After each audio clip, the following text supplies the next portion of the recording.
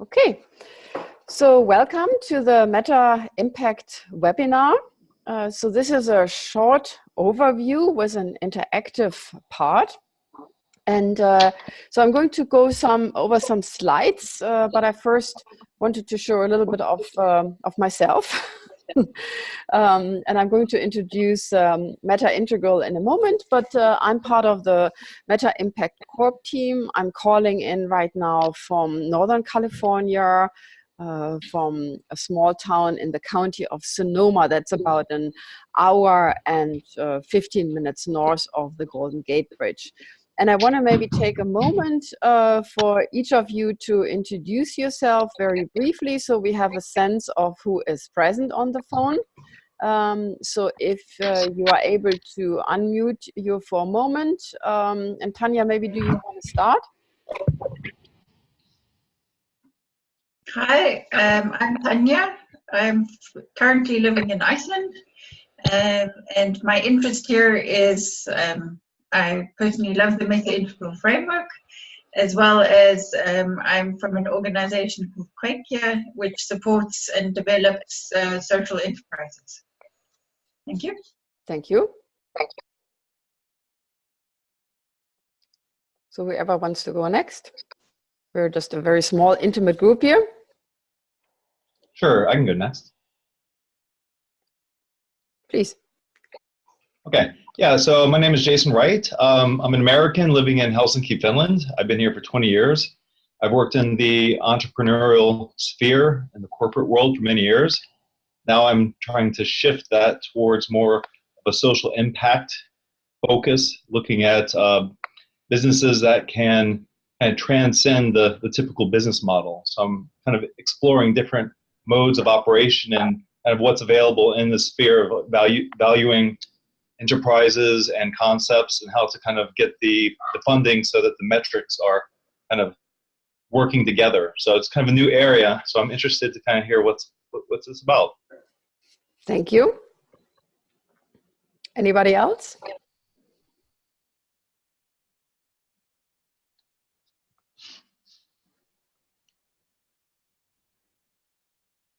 Just to add in there, I know Alina and Kimo mentioned that they're in their offices, so it's a bit noisy, and so they're mostly listening in. Yeah, I think Kimo just, yeah, so here he is. Yeah, okay. I just escape it to the meeting room, which is a bit more quiet. So I'm in Tampere in Finland. I work for a cooperative called Ehtaraha, which purpose is to help value-based or social enterprises to develop their impact and develop their business readiness and all kind of things like that. So I work there to develop different tools for organizations, companies to make their business more sustainable in many different senses. So Good. Thank you, Kimo. And then we have Ayano. I don't know if maybe you cannot share. So, and then there's Tiffany just joined us. Tiffany, we're just doing a very quick round of introducing ourselves here. So I know Alina just wrote, she typed it in. I'm a coach and a social enterprise developer working for Growroom Cooperative in Finland. I've been learning and coaching about social impact measurement for many years, among other stuff. Very interested in learning about new frameworks. Wonderful. So welcome. And then Tiffany just joined. Hi, my name is Tiffany Loxato, and I'm with the Lay Company Cooperative, Inc., based in Oakland, California. And I've always been a fan of MetaIntegral. And so I want to know more about it. Good. Okay, so well, thank you all. So we are recording this call so that those who are interested to participate in an after conversation online that we maybe can continue, have a resource to do that. So I'm going to switch now to a presentation mode. In order to do that, I need to do some technical preparations here. So I'm going to share my screen here. I'm going to start the slideshow here in a second. Here we go. So the question that Tanya and I talked about preparing for this webinar, something that actually I have been really tracking quite a lot. And we had another small webinar last week.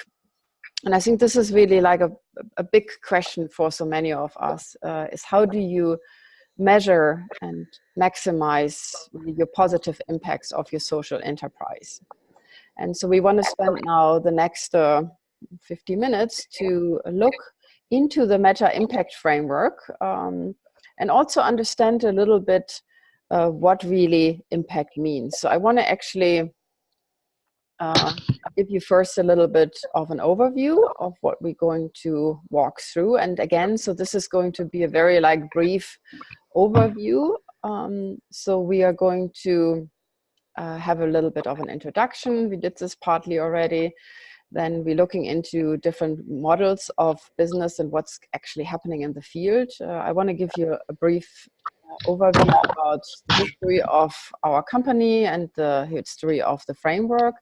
And then I'm going to really walk through the MetaImpact Framework, but with the focus really on impact. And then I will share more resources at the end so that you can deepen your inquiry. So I want to really begin, and I'm going to mute. Let me see if I can do that here, to mute some people so it is a little bit easier for us to. So I'm going to mute everybody now, and if they want to speak, they just unmute themselves. Okay, I'm going back to presentation. Okay, so the question that I want to actually really open up to you who are joining the call, and for those who are listening the calls afterwards, just really take a moment to really think about what does it really mean to have impact. What does it mean for you to have impact? And I just want to give it really a moment of really listening to ourselves inside. So what does it really mean?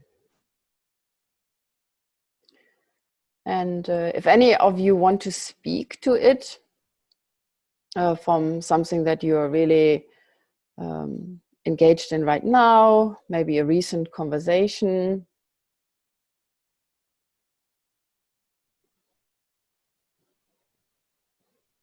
If anybody wants to speak to what impact. Yes. Actually, I'm just coming from a meeting with potential investors that I'm looking to open a business which is promoting probiotics as far as beverages and foods. And it was quite interesting because there was a very clear focus on how to protect this concept. And I was trying to explain that probiotics and fermentation have been around for centuries, and it's not something that can actually be patented or controlled. And actually, I'm looking at a model that would be an open source and off of a technology point of view, like a biological technology, but guiding people of how to maximize it in their local environments and their cities, and especially developing countries. So this is the type of social impact which is missing from the typical corporate mindset. So it's quite interesting to be in this webcast to kind of hear different models, because it's quite frustrating when the main focus is how can we maximize shareholder profit or shareholders. Mm-hmm. So, and this is just a couple hours ago. I'm just coming from the meeting. So. Yeah. Well, thank you, Jason. I think this is very appropriate, and also really shows, if somebody else wants to speak up, but I just want to reflect very quickly back, is really the different notion of what really impact means for all of us.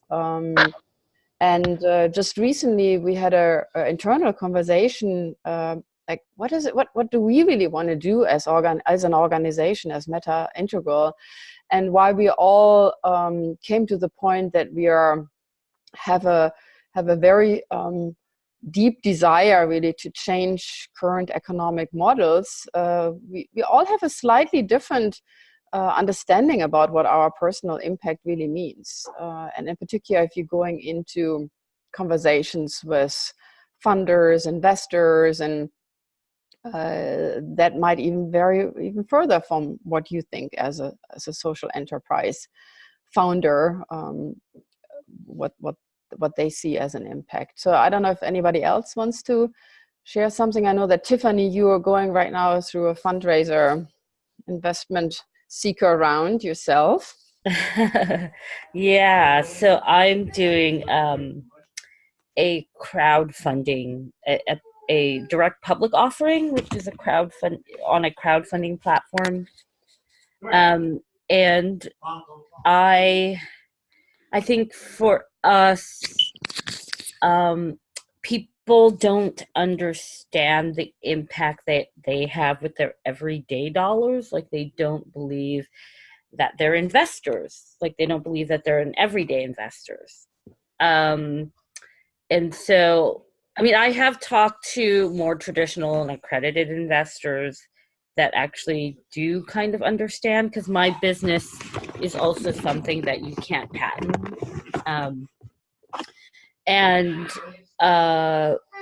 But on the other end of it, we're trying to seek out like everyday people who could invest, and they don't see themselves as an investor.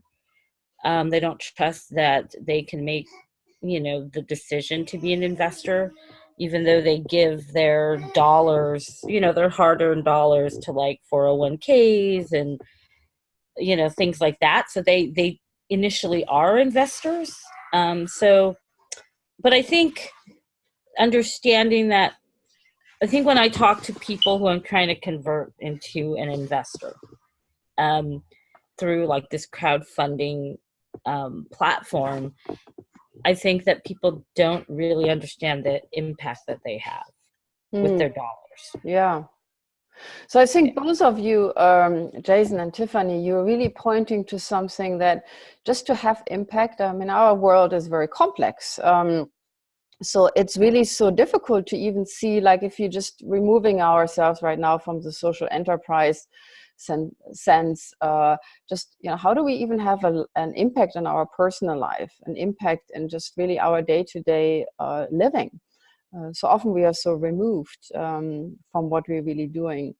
And so therefore it is actually really, I think one thing that I'm in, oops, wait, I don't know where this goes automatically. Oh, I know. There's this key thing. The Zoom presentation mode is a little bit different.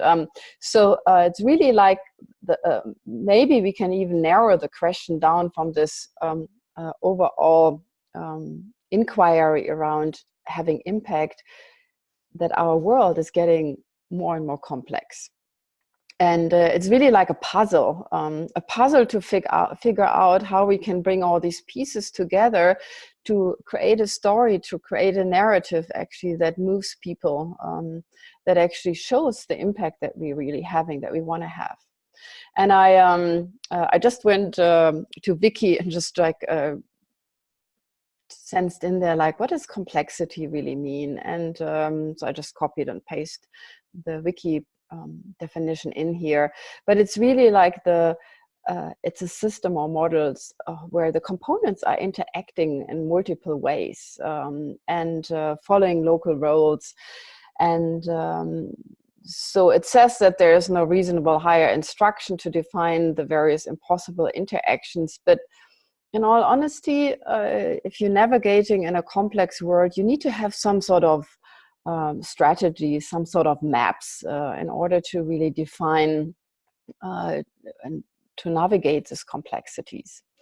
And another term that I want to bring into here, some of you might be familiar with this, some of them is maybe new. It's the term VUCA. And VUCA is a terminology that was originally defined from the military, and it really defines the world that we are in today quite well. So it's very volatile, it's uncertain, it's complex, and it's ambiguous. And so often we have really the feeling that we are drowning, that we really don't know anymore how to navigate the complexity. And I'm sure that all of you have sometimes these moments. And for those of you who are on the call to work with organizations to help them navigating the complexity with particular for social enterprises who do have a strong desire to really make a positive impact. One of the little helping tools is a framework that we want to present today. So I'm just moving over to the next slide. So I want to give you a little bit of a very brief overview of MetaIntegral. So MetaIntegral is a company, we are based here in Northern California, but we have a very strong representative in South America and Brazil, as well as in Australia. And we have affiliates pretty much all over the world. And we are working with leaders, organizations, really to help them to really be impact. And the term that we are using is wisdom economies. And wisdom economies that's the way how we're defining it. And again, this is all, it's a framework, so it's not sizzled in stone. We are part of designing new systems and structures in a collective field. So right now we are using the term wisdom economies to really create a value exchange that really combines multiple types of impact and multiple forms of capital. So moving away from monocapitalistic accounting systems, supporting different kinds of data and multiple bottom lines. And so this is our impact model that I'm going to share with you now further. And so the history of the MetaImpact Framework connects to several theoretical models, but one strong lineage is the integral framework. And I don't want to go into that now too detailed. There's lots of literature around this.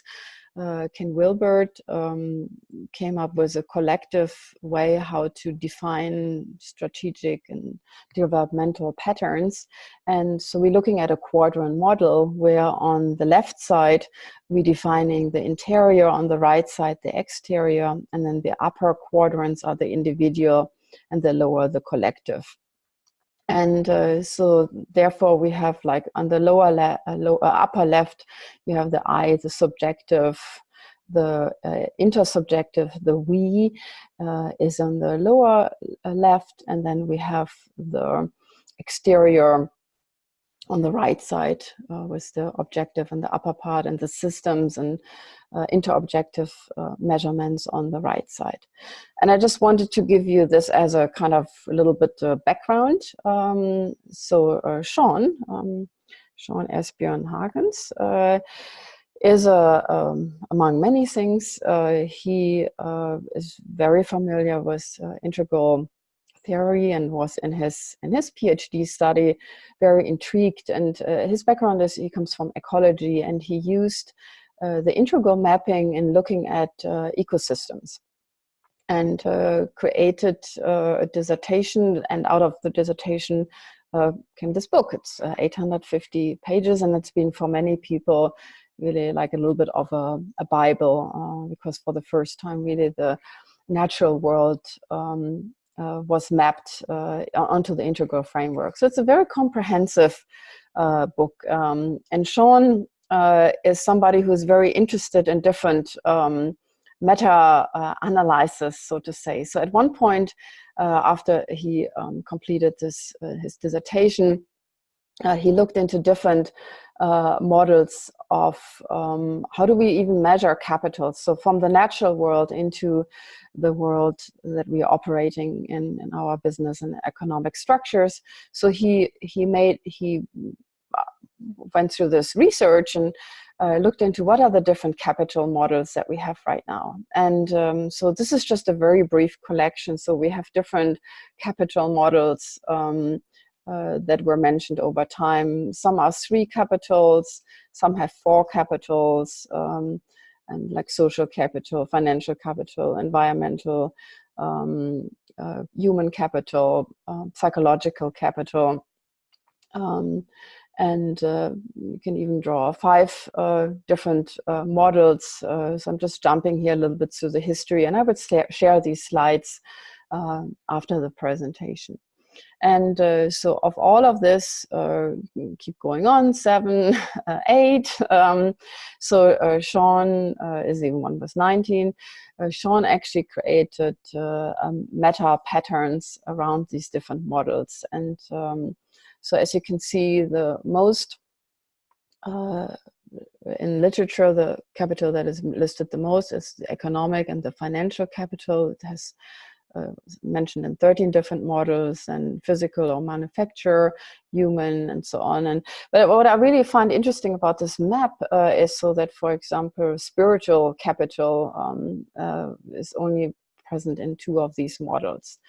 So after he did this, so he kind of mapped this out and created a model that we're going to look into right now. And one of our main guiding lines is really like, if we really want to change reality, then it's really on how we measure and what are we measuring. So many elements in terms of impact are defined on measurements. And if I want to be transparent about what kind of impact I have created, I need to find a way how to measure it. And that's where we are struggling as social enterprises the most, because we are really often, as what both Jason and Tiffany mentioned, really standing against the measurements of financial viability. And looking at all these other capitals that we just zipped through, there's so many other capitals, and how do we really measure them? And that's where the framework comes really in, with the design questions of how do we really measure the impact and how can we make them visible.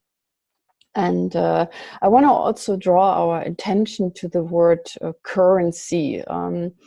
Currency and current, so current as a flow, is really how do we make this flow of value, but also energy, really visible.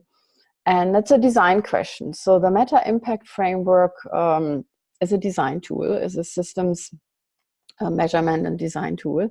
And as design tools are, they are there to just get you started.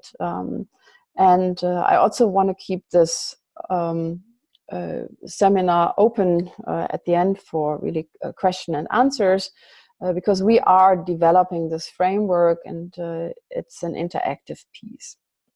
So, and if we are going back to our original question of impact, both Tiffany and Jason, I really felt that in their sharing, or when they're talking to the organizations that Jason's working with, and Tiffany talked to investor, so they actually often be really looking into what we call high impact.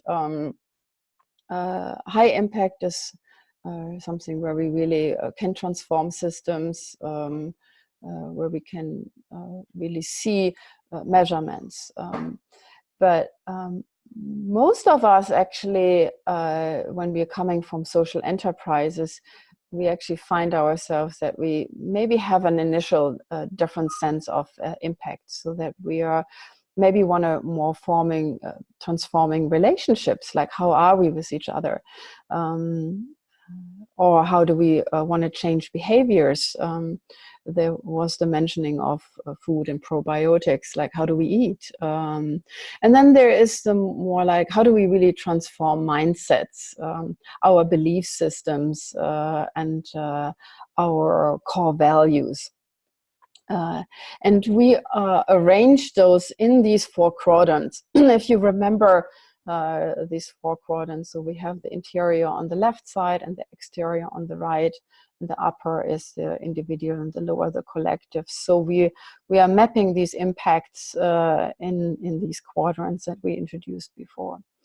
And so to go a little bit deeper, so from a meta view, we're kind of zooming in right now a little bit. So if we are looking into the deep impact, really changing the mindset, this is really of changing an experience. And there are different ways how we can create this, how do we measure this? So these are just some that I'm going to mention just on a very high level sense here right now. How do you measure the change of an experience? So self-evaluation and satisfaction surveys, happiness inventory, and so on. And then if you're going to change our behavior, so you have different other tools. KPIs are probably the ones that are used the most, skill set assessment and different analytics and observation tools.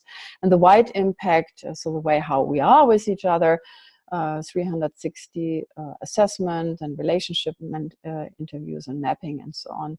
And then in the high impact, how we changing really systems. This is really like where most of our measurements are taking place. There's a variation of different environmental impact assessment or financial impact assessment strategies, or again KPIs.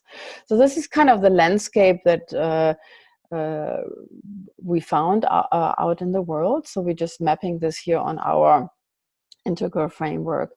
And if I'm then kind of zooming in a little bit further, I can take those different capital models that we found before and mapping them on these different impact quadrants. And if I'm looking at the traditional financial capital that we are mostly being guided by, so this is in we find this in the lower right. So this is in the high impact range. Also manufacturer capital, like really creating assets, and natural capital, this would be here. And then in the more like behavior area is like health and human capital. And then the changing the interaction between people is the social and the cultural capital. And then the before mentioned spiritual capital and psychological capital would be part of the deep impact. And so I want to just kind of expand a little bit further. So with this also we can create a mapping of the different bottom lines. So there's triple bottom line, and so we actually found that with this framework we can have a quadruple bottom line. So we have the people, planet, profit, and purpose.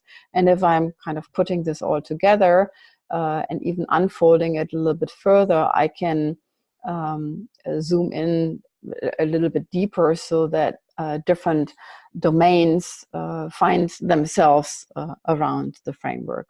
And now we kind of got the fast through overview of what we're doing, and I want to just take a moment to just really pause here and let this kind of sit for a moment. So this is kind of the overview of the MetaImpact framework.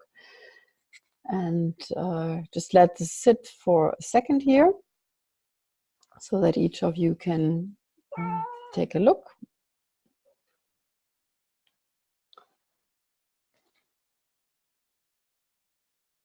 So, and what this really means, like in a very simplistic form, if I'm kind of taking away now the graphic, is really the question in your mission.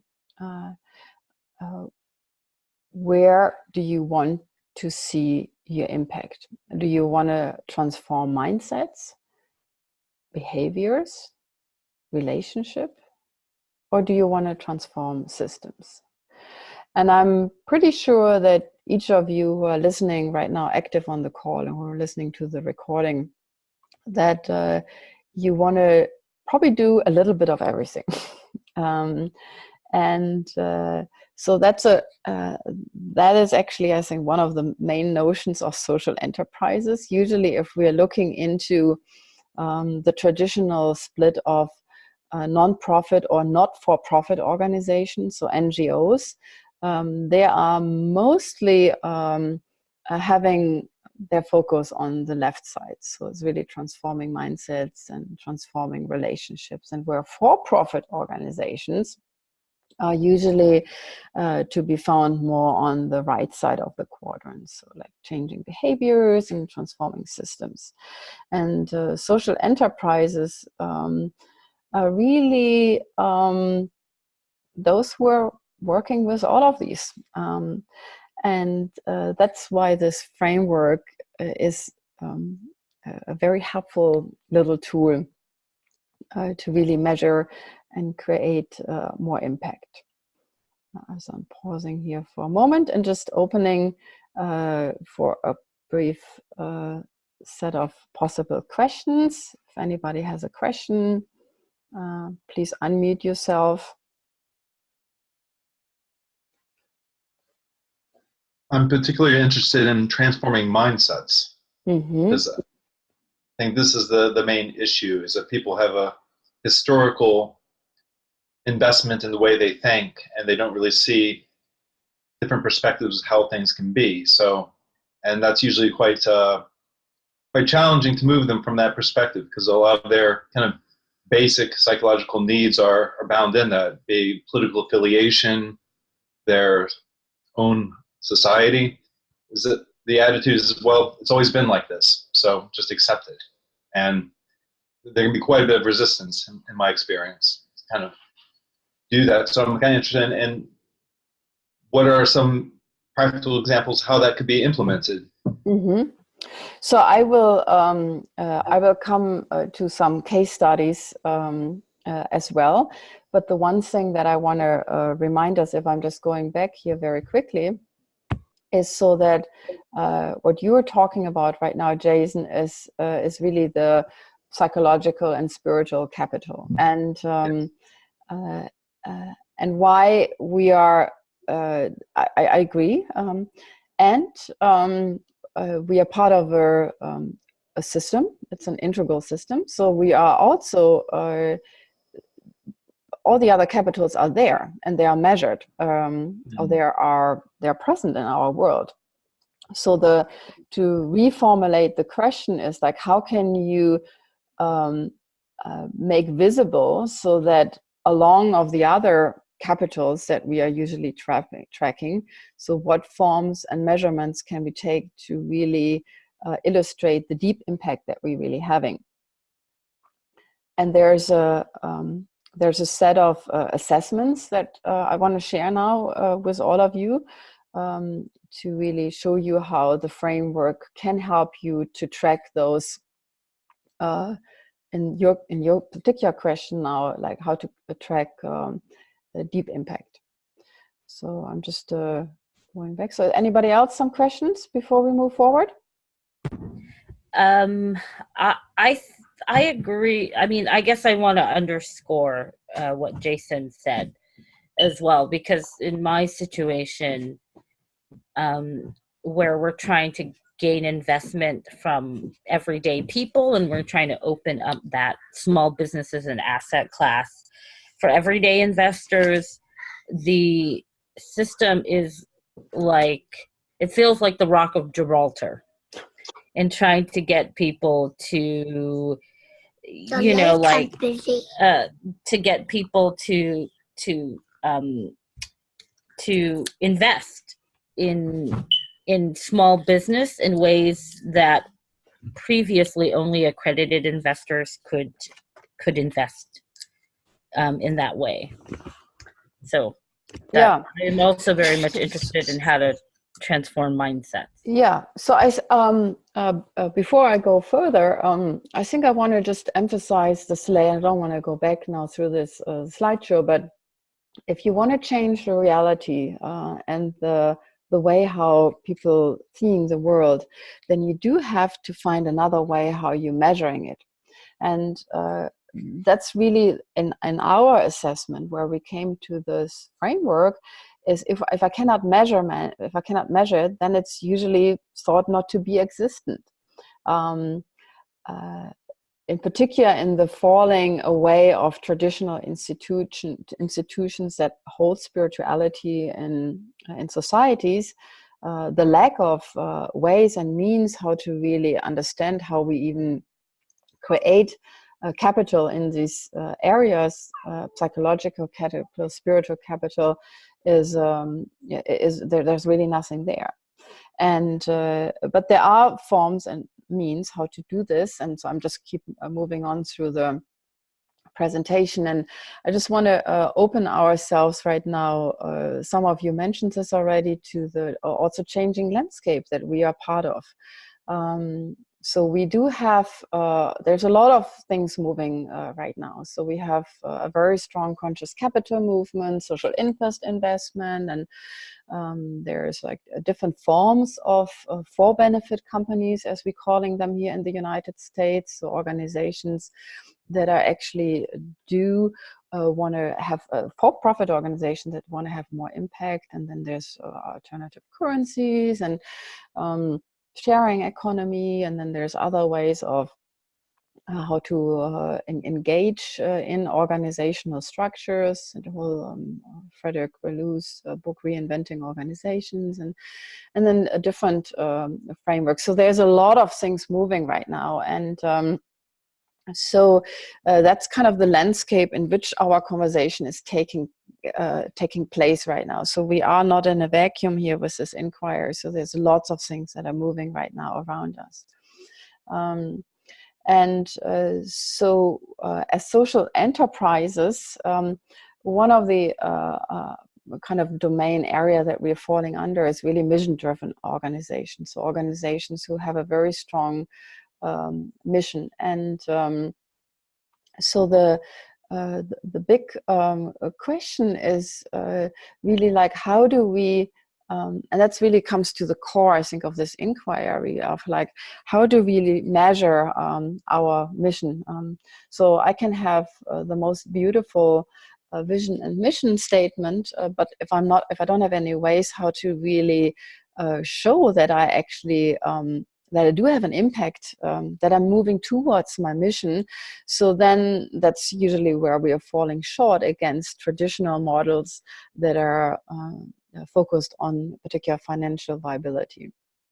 So in this case, if we are really taking that as our, this is what we are, this is really what we want to close, is the matrix mission gap. So we really need to understand where you are and where do you want to be. So really to create a strategy that matches your mission. And so the framework is really something that actually allows you to really make this assessment to understand where you are. So as a tool, as a design tool, what we are usually doing with organizations is to really make visible of what you already have. So measure both the tangible and intangible results, creating in particular, I think the most important thing is creating stories, narratives that are actually showing the possibilities of different impacts and how you're really touching people's life and transforming the world.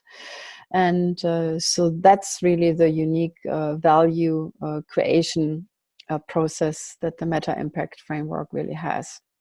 And so with that, we're really hoping that we can have the right kind of impact to really have all the clear, deep, and high impact, and measure what is most important in the organizations. And that's really what we're calling the wisdom economy. But what does it really mean? So this is kind of like a lot of talking and like, but I still don't quite get it. How do I really put this into action? And so what we do have, we have a variation of different tools to really measure what you have. So one form, so we developed a little card deck. If you're going to our website, this kind of the Wisdom Economy card deck, and this is kind of like a simple assessment tool. And I'm happy to share the link afterwards on an email again with everybody, where you can order these card decks. And pretty much what the card deck does, so it creates a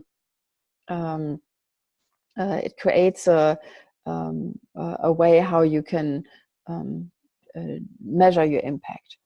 And this card is not meant to be here at this side, so I'm just switching to the next one. So this got stuck in my presentation. So I want to just go through the different capitals here very quickly. And again, this is just a simple overview, a brief abbreviation. So we have these different capitals, and so what I'm sharing here with you right now is a shorter version of what these what our assessment cards are pointing to.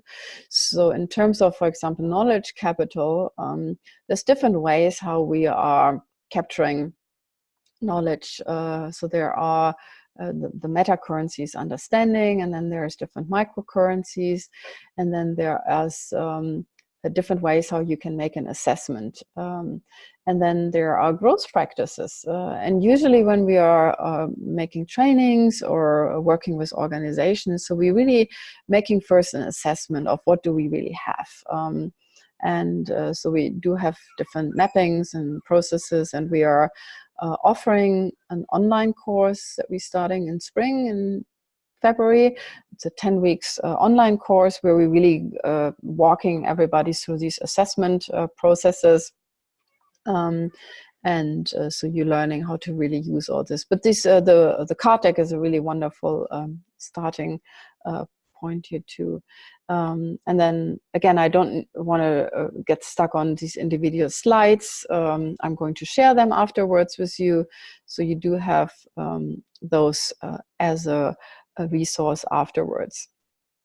And I'm just going to go through the different quadrants here. So you have human capital, manufacture capital, financial capital, natural, cultural, social capital. And that's kind of where we begin. And then there's another element, and I only want to talk about this briefly. So as you can see, we have different rings, so you have a inner ring, which is the first person, and then the middle ring is the second person, and the third person. So these are different subcategories of assessment strategies. First person is a subjective assessment, like how does it really change the individual. The second person is an interpersonal assessment, and the third person are usually standard metrics. So if you do make an assessment within your organization, a baseline assessment of what you have already, you can use this first, second, and third person assessment strategies to really map out what you really have. And usually what we're doing is if I'm working with an organization, I'm starting like, where am I?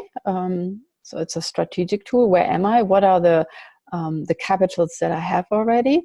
And where do I want to go? And in a very simplistic way, I can take this framework and just write or shade little areas in. So like, where I'm strong right now is maybe I'm very strong in psychological capital, but my financial capital is very low. So you can create a very simple pie shape overview to understand where you are. And from therefore, you can create a strategic model of where you want to be in the future. And you don't need to have all the capitals. So it is recommended to really choose maybe one from each of the impacts and just zoom in further. And it's also important if you're making these assessment of what you're not including. So, for example, why you're not including the spiritual capital. So that's really important to note this as well, as much as the one that you have. And I want to just give a little time for some case studies, so you're getting the more like nuts and bolts of how this can be used or has been used before we are opening the mic again for more Q&A questions. So one of the case studies I want to share is one of a project that I've been working on is Alethea. This is a warm springs resort here in Sonoma County. And it was a very strong affiliation to restore the land and community. So land as land and water as a metaphor for really our way how we really need to connect more to our indigenous roots. And so it's a very complex project. And so in my time that I've been working with them, so we used a lot of narratives to understand like how we're even engaging in our work.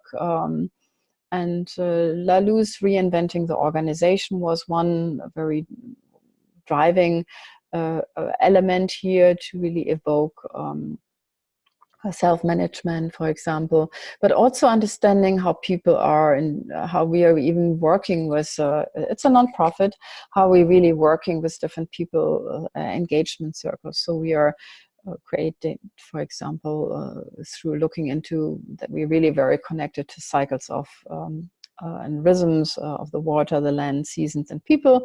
So we're creating, for example, this engagement ring structure. And then our big question was really, how do we create a regenerative vision in a non-exploitive system? And that's probably one of the big questions, in particular in nonprofits. How do you really implement other forms of wealth building and restoration? And there's so many times there's like so many hours of unpaid volunteers that we had, and you know, all these people contributing something. They're contributing their time, but the knowledge. There's a lot of spiritual guidance. And how do we even make that visible of what we have been doing? And so one of the kind of main areas where we saw like, well, we have land, culture, health, psychological, spiritual, financial capital, all these things. And so we found, this was the first time that I worked really with the MetaImpact Framework. So we looked at the MetaImpact Framework and use this for our end of the year report to our investors, but also to our community presentation. And so what we did, we really used the framework. We used the framework to really underlie our impacts, but also our challenges in the different capitals. And so again, I'm going to share this documentation afterwards. But it was really a very helpful tool to really make visible of what we really did. And I'm just jumping through this very quickly here. So you can see all the different assessments that we created and really make visible. Another example that I wanted to share with you is how that maps for your personal life, because not only for our business venture, but really, you know, what is the impact that you want to have personally for you? What is your story? And so I used the MetaImpact Framework to map my personal life. And as you can see, and that's if there's any framework, so you're not stuck in it, you can just take it and develop it further. So I changed a little bit the linguistic part here around. And so I mapped my personal life with where I am, and also added some strategic pointers to it, what I think that I want to change a little bit. So, and then there's like many other examples. We have a YouTube channel, and again, I'm going to share these resources with you in an email afterwards.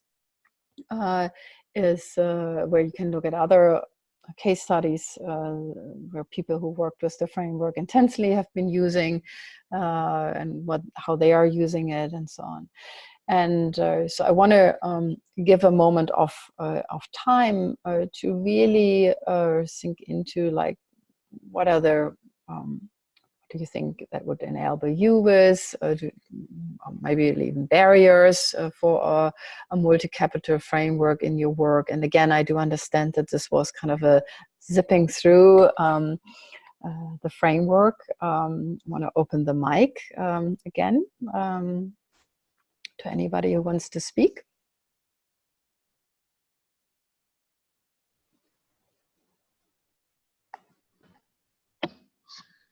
Well, I think it's an excellent tool to kind of conceptualize other ways to see things and also communicate to people who may not have this type of broader vision. And that's the challenge I'm facing right now, is what is out there? What are other ways to see this? And when this type of framework is available, then it gives a bigger picture in a very concise and clear way. So I think it kind of helps me to articulate what I'm trying to do, where this isn't just a financial gain. Because what I'm looking at from probiotics is that we have regulatory problems within the EU that we can't even call a fermented beverage a probiotic because it makes a claim, a health claim. Though you can buy tablets which are considered probiotics. So this kind of just shows that the natural substance with which this was derived from, it hasn't been packaged into a pill. So pill is okay. So this is the type of mindset that is already at the core level of the regulation within the European Union. So I'm looking at very creative ways to just get around that, where we don't take it as a commercial venture. We make it a very grassroots, kind of movement that people have workshops, and we can send the actual, the starter samples and have like location points within different cities.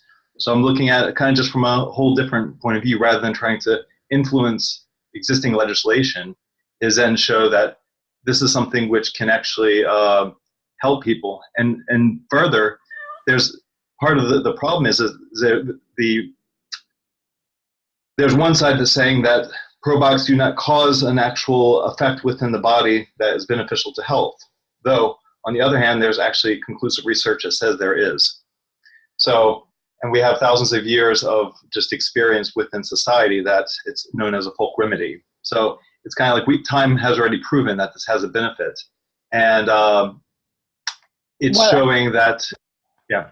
Yeah, so one of my suggestions here would be like to really see what are the impacts, and you have a wonderful resource because to my knowledge, fermentation and so on has been practiced on all continents. So to really, as an example, really make an assessment of what are the impacts historically across cultures, and looking at using the framework as a mapping tool to understand, like, well, there's health. I mean, that's the very kind of obvious one that one would land to, but there's probably other things.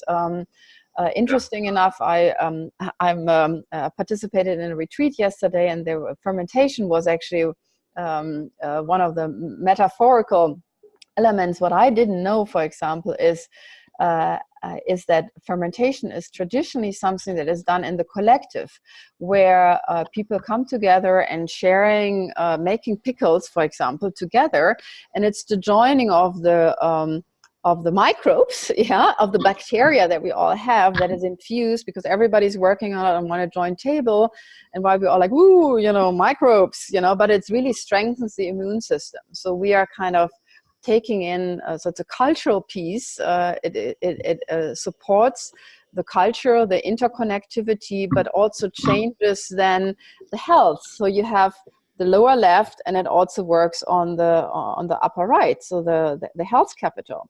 And Yes.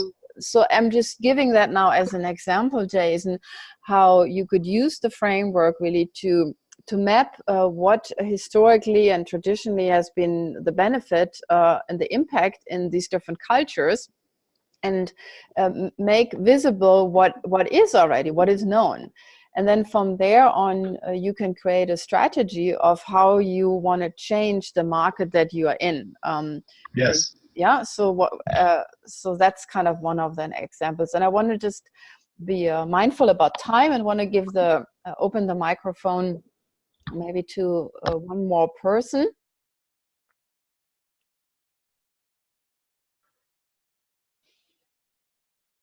Anybody? Short feedback? Well, I've always been this is Tiffany. I've always been a fan of the metal integral, because all the different types of capital. And I feel like I do, because I'm a part of other communities, like I'm part of the cooperative community, and other, kind of very values, like aligned other kind of worlds. I think that it's really timely right now for how to measure all the things all the impacts that you make that can't be measured financially. Mm-hmm. And I think when I talk to investors, particularly ones that are already social impact investors, I think that the response has been that they've been really impressed with the way in which that I'm thinking about all the different impacts, and yeah, and that's I think yeah, so that's kind of, I think you said something that's very important, and I think a good landing part here for us for this conversation is why you intuitively know all the impacts, and you as the founder of your social enterprise, can track all this in your meta awareness. But the question is really, how do you make it visible to others? How do you make it visible to your stakeholders, to your customers, to your investors? And that's where the framework can help you to do that. And again, the framework is not the all holy grail. It's just something to get you started. And as you could see in my personal assessment, it's welcome to go beyond the borders. And if you begin to work with this, you will understand the cross weaving of all these different patterns, and you may even come up with a different visual, something that maybe goes, I don't know. I mean, it's a three-dimensional assessment too, yeah. So we have time and so on. So the two-dimensional layer out in the quadrants might actually be hindering when you go deeper into that. And then if you have that mapped out, both where you are right now and then where you want to be and how you track all this, then you can go in and tell your story. And you can tell your story with a little bit more guidance that unravels the complexity that you are able to hold in your mind in clear and concise narratives when you're speaking, for example, to your investors, or when you're planning another fundraiser drive, or when you are rolling out your product, and. So with this, we are coming now to an end. We had an hour, and so I really want to really see that as a beginning of a conversation. So we will share contact information afterwards. Our website. I showed this here in the last slide, and I will make sure that is part of the video, and also my email address. And please feel free to reach out anytime. And then I also want to point out that we do have right now a conversation webinar series. The next one is in early December. Sorry, is in mid of November. I think it's, I don't know exactly when the date is. I should have written that down. But I will send you an email about this. And then we have this online webinar that starts end of February 2019. And so these are all resources, and then there's tons of videos online. So yeah, so that's kind of concludes our little hour here. And so I want to thank everybody on the call, and I want to thank Tanya to help organizing this webinar, and to be continued in one way or the other. Okay, have a wonderful evening and day. Bye. Thank you, Claudia. Bye. Bye. Bye.